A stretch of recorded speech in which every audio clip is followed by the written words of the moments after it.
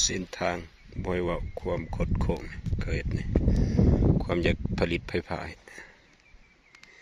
พี่โค้งไปโค้งมาเนี่ย